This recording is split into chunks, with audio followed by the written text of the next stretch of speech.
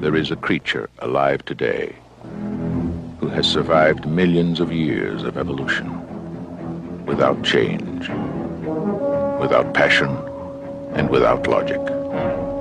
It lives to kill. A mindless eating machine. It will attack and devour anything. It is as if God created the devil and gave him jaws.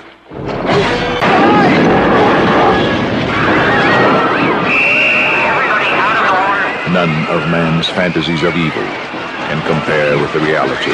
Police say that they have made a major corruption bust. We're awaiting a news conference following the arrest of about 30 people, including 2 New Jersey mayors and several rabbis. Officials say some of the suspects charged today were selling human organs. The suspects were allegedly involved in taking cash payments to help find organs for patients in need of transplants. It is unclear where the body parts might have come from or how many surgeries may have been done, and we're hoping to get more information at that news conference in this hour. But for more on this, joining me now from Boston is Bill Gavin, an FBI veteran of 28 years and a former assistant director of the agency's New York office. And from Philadelphia, Dr. Arthur Kaplan, director of the Center for Bioethics at the University of Pennsylvania, and interestingly, co-chair of the UN Task Force on Human Trafficking. And from Washington, D.C., Dr. Bernadine Healy, health editor for U.S. News and World Report. Bill, I'd like to start with you. Reports right now that 30 people have been arrested, including a couple of mayors, deputy mayors, rabbis, state assemblymen. It certainly sounds like a very large dragnet. There's no doubt about it. It is a large dragnet. The case has been ongoing for a couple of years now, and there's obviously cooperating witnesses involved in this. I've read both the complaints for a number of the individuals. Cooperating witnesses, I'm sure grand jury involvement.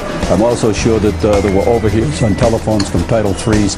So it's going to be a far-reaching case, and some of these individuals are going to end up in jail. There's no doubt that they took money, and they have that recorded and have it taped pretty well at the same time. I'd like to pause for a minute and bring in WNBC's Jonathan Dienst, who's joining me on the phone. Jonathan's been following this very carefully this morning. Jonathan, can you give us some insight and an update?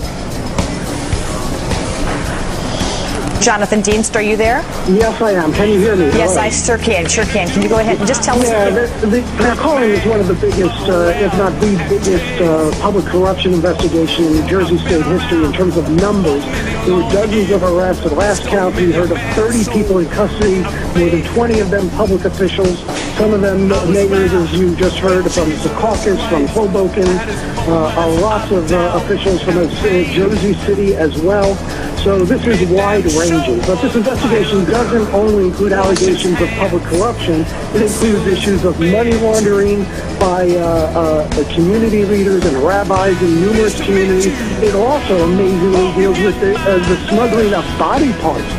There's talk now that, or among the charges, that one of the suspects was actually lining up the kidney donors overseas out of Israel, and then they were allegedly lying for needy patients that these were relatives, and then they would fool hospitals like Johns Hopkins in Baltimore or Robert Wood Johnson Medical Center in New Brunswick to try to get them to perform these operations.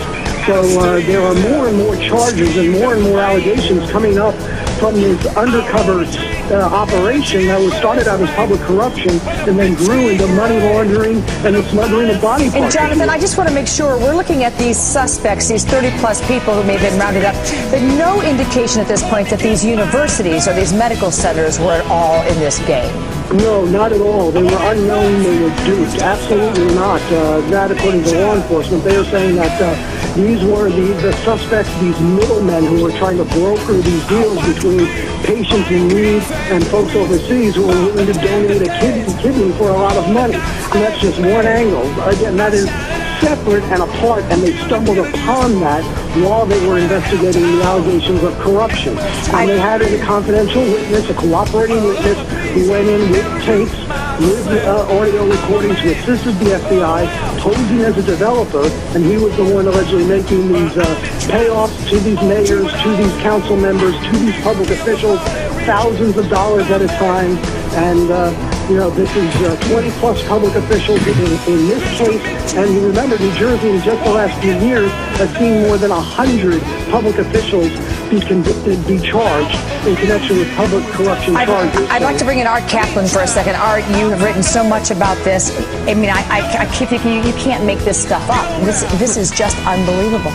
You can't make this stuff up. We have this task force at the UN that I co-chair on organ trafficking. We've known for some time that there is international money laundering going on. I fear that what we're going to see here is not trade in body parts, but trade in people to sell their organs. I'm very concerned that this is really a scandal that's going to involve selling organs from living people. And what happens is you go somewhere, you find a poor person, you tell them you'll pay them some money, and then you move them on to a hospital and pretend as if you're a relative or a friend. So these are situations where we have to be tough about making sure we know who organ donors are when they come to hospitals. Hospitals try to do that. I think they may have to redouble those efforts. And it has to be clear nationally and internationally, selling organs for profit is not good for patients, is not good for the donors. You don't get follow-up about what happens to them. And we really have to crack down. We're going to say that in our report in a couple of months. We've got to stop this international trade in body parts. Bernadine, you have worn so many hats in your career: a physician, head of a medical center, head of the Red Cross, now as a journalist for U.S. News and World Report. Your thoughts on this? Well, I think the important thing for the public to know is that it is illegal in this country to sell organs. So whatever international rules might be, that this is an illegal and somewhat chilling thing to do. We've had statutes for the longest time that have been supported by the medical community. That this could happen here in this country is so shocking that I have to add one word of caution. Make sure that we get the facts before we really say that this is happening. I mean, it's so astoundingly awful, Nancy. Bill, you said something that I thought was so fascinating, that this has been in the works for years. Are these investigations that usually start looking at a flow of money and then investigators stumble in to sort of, the meat of the whole thing? Yeah, Nancy, you're right. That's what happens. It probably started as a public corruption case with the individuals in New Jersey, and then it keeps blossoming from that. You overhears on telephones and things like that. This is going to have a triple effect. It's going to do the public corruption, the money laundering. I think it's going to be big, and then the harvesting of human organs is just absolutely irresponsible and diabolical, I think. And Bill, really quickly, if this had been an investigation for years, what then is the trigger point to make the authorities say, okay, now we're moving in and we're getting at least, arrest these guys and throw up some indictments? There's a couple of things that can do that, Nancy. It can be personal risk for individuals involved. It can also reach a point where something illegal, well, it's all illegal, but something drastic is going to be done that could actually harm an individual, and it might have to just reach that point where they say, we have to end this right now. They have a big dragnet and 30 people. Sordid, awful, and unfortunately undermines all the good transplant programs and all the other information out there. So we will keep following this, and my appreciation to all three of you. I am Dracula. I bid you welcome.